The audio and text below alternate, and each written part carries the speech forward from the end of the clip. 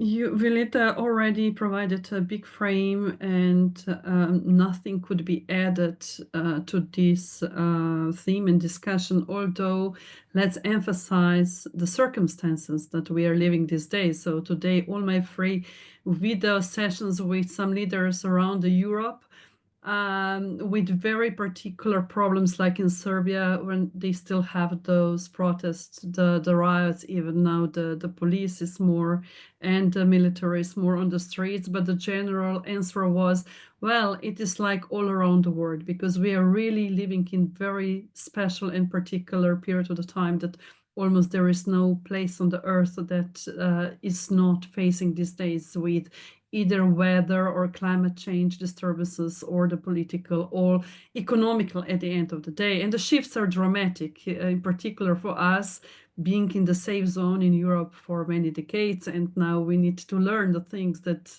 some other parts of the world are more resilient towards that. So today's panel was envisioned to make mosaic of different panelists that are bringing very different perspective to this topic. It's not really gender balance. I'm very happy that Nate is taking the part that somehow we are covering the both two genders, but I'm in particular thinking that it is not only philosophical or systemic discussion, but also coming from the bites from the people, experts who are working directly, not only with the systems, not only with the businesses, but also with the people, with the individuals, because this is where the change and the state of the leadership is at the end reflected. So who are today panelists is our dear friend Sonja Klopčič, not only the leadership developer, author, advocate of IU leadership, but also with extensive leadership and management experience before she went on the path to be very fruitful author on the leadership. Welcome, Sonja.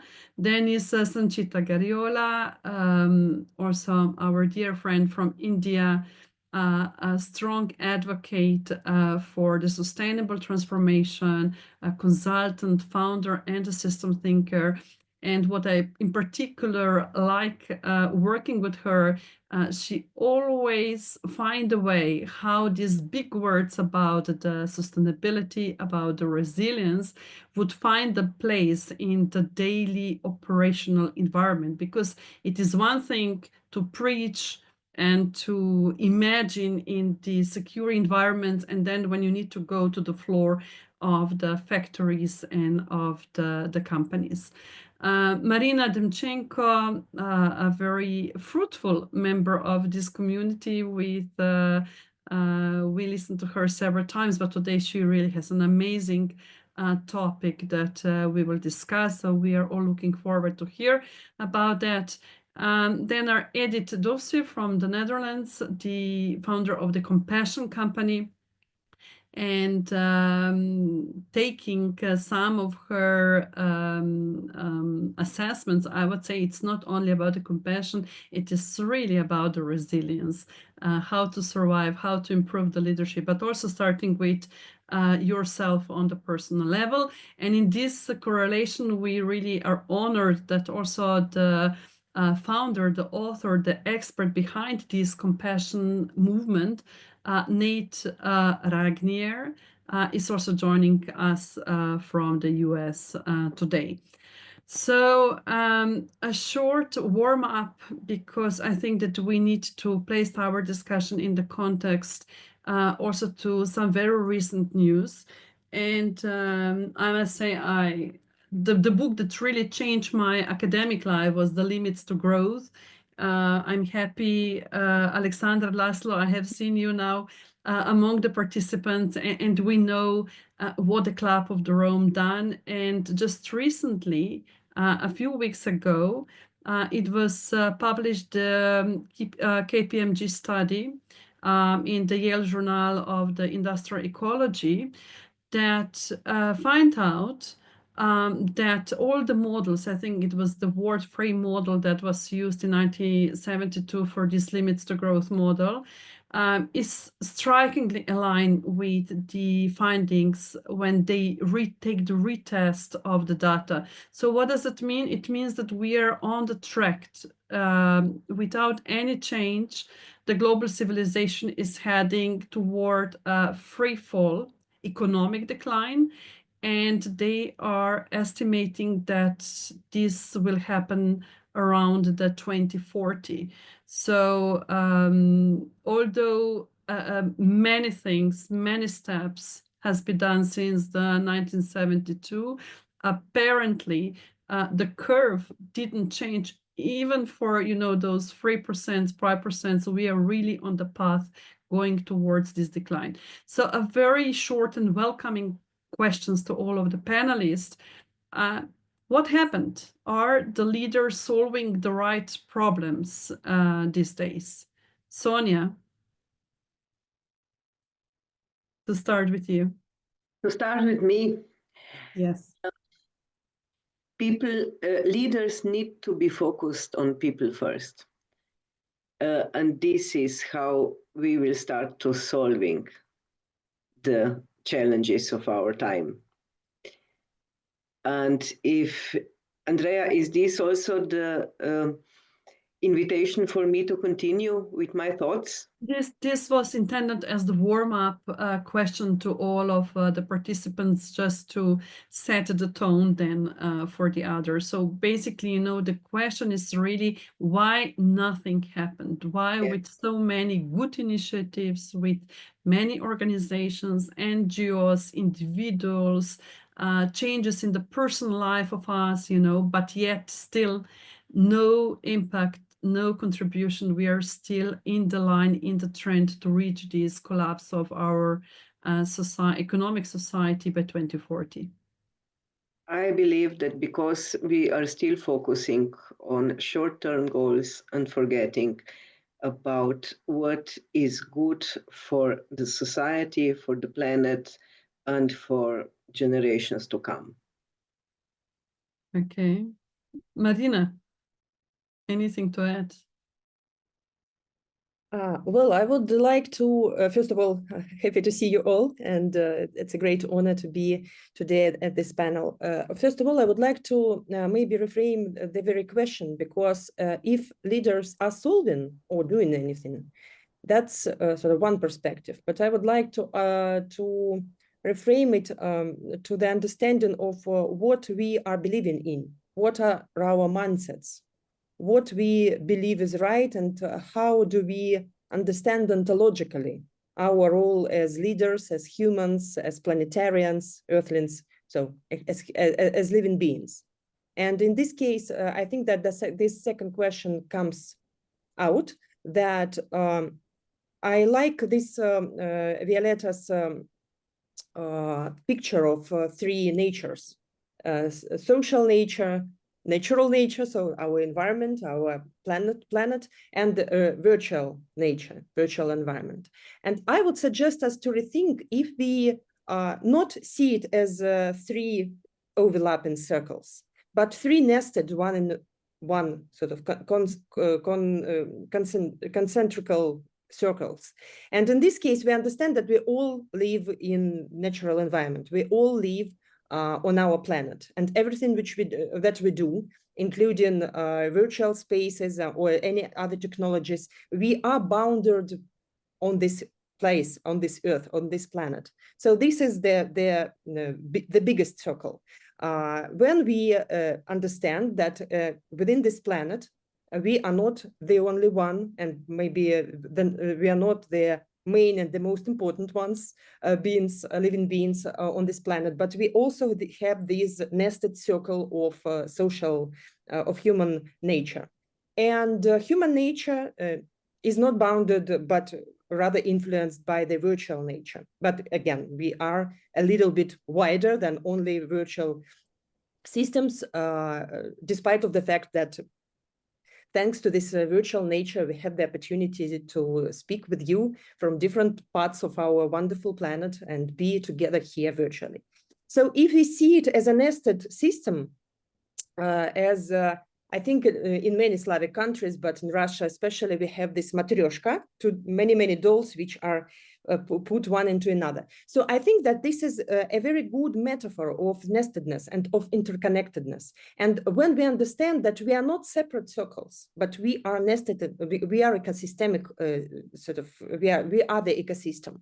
In this case, we understand that if we are doing something or solving some problems, we are not only influencing our own lives, our own benefits, or maybe our own organizations or our own places or cities or even countries. We are influences the whole planet. We are influences bigger systems into which we are nested, to which we belong. So in this case, I think that the most dangerous illusion is that we are separate, that we are disconnected from different parts. And if we reimagine our role and our structural system of belonging, this will really help us redefine what should be done and what areas we influence and how we can rethink our role on the planet. Thank you, Marina. Would Edith or Nate, would you like to add? Yeah, thank you for these inviting words, and I'm already thinking along with this co-centrical system, because I would say in the question, are today's leaders solving the right problems? There are two elements in there that we love to believe. So it's the dangerous illusion that we can solve problems by itself. Whereas I think it's not about solving the right problems, but being able to navigate through the uncertainty that we face in this world. And the illusion is that we can, and he said, isolate certain problems and say, okay, so we're now going to do that. And then we have, so this is the problem, this is how we're going to do it. And then that is the way that it will go. And if you look back, like a few decades ago, and I was trained in the corporate world, then we had this system of, we have a goal, we want to get there, and we have a plan to come there. You need all kinds of resources, you have a budget, just to make it like more an entrepreneurial level. And I think today's world is so uncertain and is moving from all directions, like you already shared as well, Andrea, and also we heard from the three nature system from Violetta. So I would say for the first question, it's not about solving the right problems. It's about looking differently at where we are at. And there's this wonderful saying I heard in one of the podcasts that Nate hosted. Leadership is not a position, but it's an activity. And so the illusion that leaders need to drop, I think, is I'm in this position and I need to take control and I can control it. No, I would say step into the system, as Marina is also inviting. Make sure that you realize it is a system and that you will not be able to maybe see the whole problem, but step by step, engaging other people to join the movement. That's where I think leadership needs to go to make the changes that we need. Very good. Thank you, Edith. Nate, welcome. Would you like to add in addition what Edith just Sure. explained? Sure, thank you. Boy, Marina, I love what you said about the illusion that we are separate. And that really comes down to how we view compassion. And that is, that's a big part, I think, of our ability to survive and thrive is how we see compassion. So one of the things that I'll share about later whenever I show my slides is a redefinition and a transcending our old understanding of what compassion is. I think we see it so limited. We've barely tapped the potential, our human potential for compassion. And one of the most dangerous illusions has to do with how we view conflict. And I want to share more about that later. But in both cases, it really has to do with getting rid of the myth that we're separate. When it comes to compassion, when it comes to conflict, we are in it together. And how we navigate those spaces I think can determine so much about whether we will thrive or whether we will destroy ourselves. Very timely, Nate, in particular with what is happening here in the world these days, you know, so extremely important. Last but not least, Sanchita.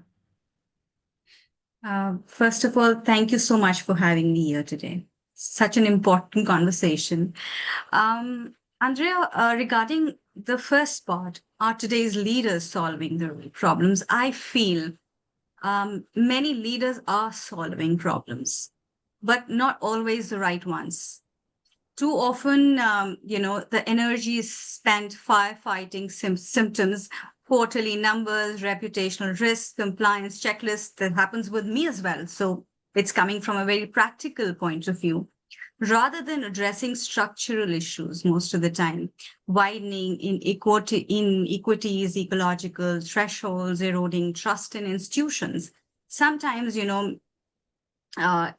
if I talk about my ecosystem, my part of the world, these things do become very difficult to address because you are actually firefighting the symptoms. So leadership today needs the courage to pause and ask, are we designing for the next quarter or for the next generation? The right problems are rarely the urgent ones screaming for attention. They are the quieter, transformational ones shaping our collective future. And as far as the second part is concerned, I believe that one illusion is equating business with effectiveness, leaders drowning in activity while starving for reflection. Another is the myth of the solitary hero leader, what I feel Marina also touched upon, when in truth, the challenges of our century, climate inequality, digital disruption, can only be met through distributed collective intelligence. So leadership must shift from I to we, from being the smartest in the room to being the one who creates a room where others can be smart together, probably. So this is my take on it. Excellent. And you just touched the point how I place these two questions, because for me, the illusion itself is in the first question, are only the leaders solving the right problems, and what is their authority to solve the right problems? Because this is really not on one person, this is on us. And one of the most deflated powers that we have are the power as the consumers, even more than as the voters, because every day we took some decisions which are usually very opposite to everything what we do on the some activism part, or even in the business part, if it's really sustainable. So yes, although the whole year was dedicated to the leadership challenge, one of the things is also the question about what is the role of the leadership, and basically can this kind of the leadership that is focused on one person or on very close circle of the people can still be valid in the time of the such rapid change and the chaotic situation what we have these days, and in general when the whole civilization is combating with the limits of the planet, not only the limits of the growth anymore. So after this warm-up, I would like to ask Sonja to start with you. Which traditional leadership quality has, from your perspective, you're very experienced in the leadership and in management, has already expired? And which new quality will be absolutely non-negotiable for the leaders to both mitigate the risk ahead and still survive the daily demand of the business today? A lot of traditional leadership qualities have expired. For example, a quality to optimize everything for your organization, no matter what this causes to other stakeholders and so on. But I would stress one quality that was already mentioned, the belief that you are here to solve everything, and that you need to have all the answers, because this is not possible. And this needs to go away and make the space for a new quality that is needed right now. The ability to really support collective intelligence. And when I'm talking about collective intelligence, it means, yes, including all people, various viewpoints, but not just people, included also other intelligences, systemic intelligence, intelligence of the nature, artificial intelligence. So this is co-creating with all intelligences. This is something that I see is needed for the future. What among the qualities you mentioned, what do you see that the management is the most reluctant to embrace, and the leaders, of course? I see a very practical problem to be engaged in a dialogue, because when you are engaged in a dialogue, you are eager to hear different perspectives. And when people come together and are really prepared to share, something new can emerge.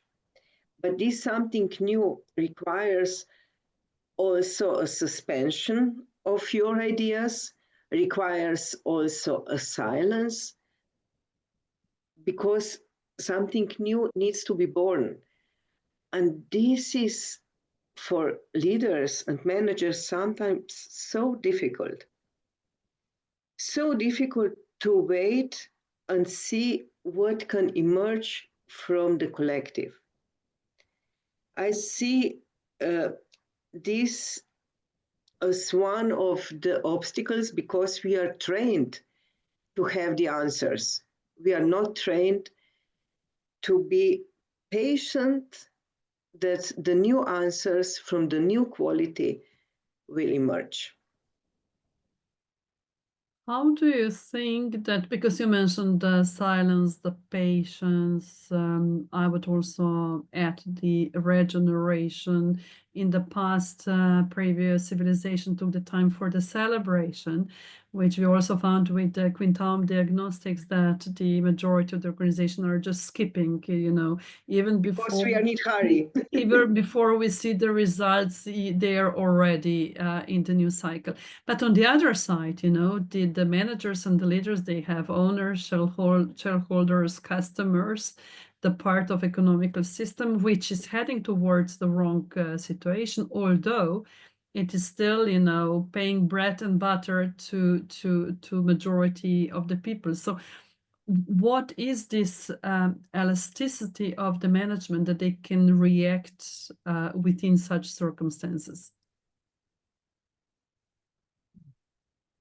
I think that they need to create their own elasticity, to have the courage to sometimes also forget the quarterly targets and do what is the best for all stakeholders, not just for one.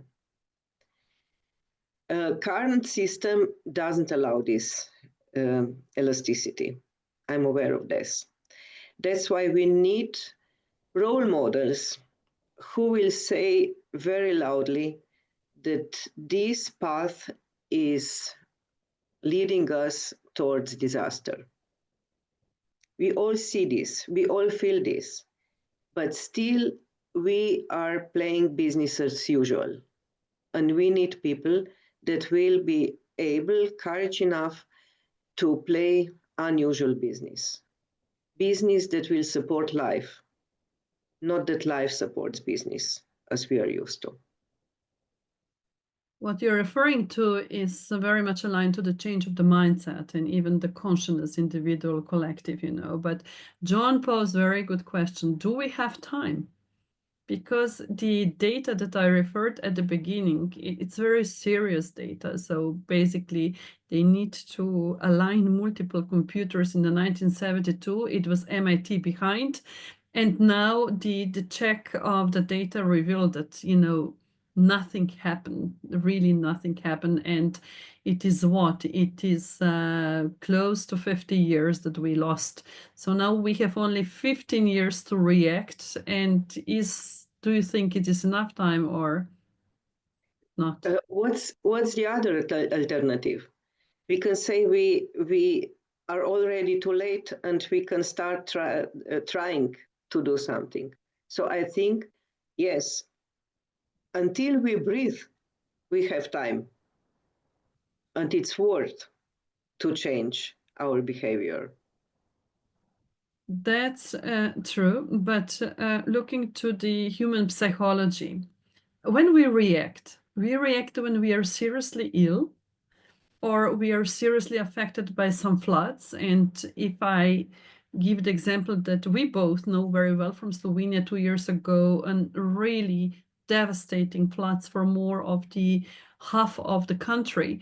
But 2 years later, the same people that has been affected are still behaving on the way that is completely unsustainable. Yes, a lot of things happens when we are faced with a catastrophe.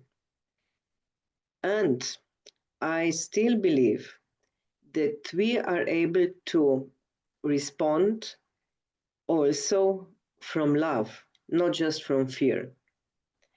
And this is something that is needed, mostly needed now that we are raising the awareness and we are starting to act from love to our descendants as well. Because when we think what legacy would we love to leave to them, I think from this point of view, we will start to act differently. Very good points. It reminded me more than 10 years ago. You remember when I founded collaborative youth open innovation platform Challenge Future and engage really the youth, like 60,000 per year all around the world, to find their own solutions on the challenges, and that to see how these accumulate together, how we are not only collaborating, co-working, but also coexisting. And yet, at the end, a very wise person told me, I'm putting the light where there is already the light, not in the dark. So although you can see a lot of people, even the leaders and the managers, you know, this is many cases are all around the world. But still, the core, if we say that this is the darkness, but this is the capitalistic system, it is still existing, not only in the full scope that already the Peter Drucker, guru of the management, emphasized that this is not possible to continue, but I would even say is go even beyond. You know, sometimes they use the resources, then they use the printing of the money. Now everything is used already on the cyber, the intranet level, you know, with that. So the scope, how the people are allowed to be somehow chained, not only with the money, but what is absorbing their their energy, like just being the consumers and watching the so-called stupid TV series, you know, not thinking about the other things. So how this light, which is fueled by the love that you said, because of course it must be the love from you to the love to the society and the planet, but those are the people that are already on the path. They have the consciousness, they are aware. But it seems that rather we are splitting to two streams coexisting at the same time on the planet, but this hard, dark core is not changing. Although can speak very nice words about the sustainability, resilience, the corporate social responsibility, recycling, etc., etc. Andreja, you are asking me the question that I would love to have the answer, really, because also this dark side of the business is led by people. And if we would have people with higher awareness in this part of the business, of course, their offer would not be the same as it is. So the question is how to promote leaders who are not creating success just for themselves, but who are committed for collective outcomes. How to promote leaders who convey different qualities than just earning. This is the question that I would love to have the answer. Thank you, Sonja. Very beautifully you wrap up one of the essence of the problems. Edith and Nate, may I now come to you with the question, what do you think? What is the most dangerous illusion leaders still carry about themselves? So one that prevents them from seeing the systemic risk ahead.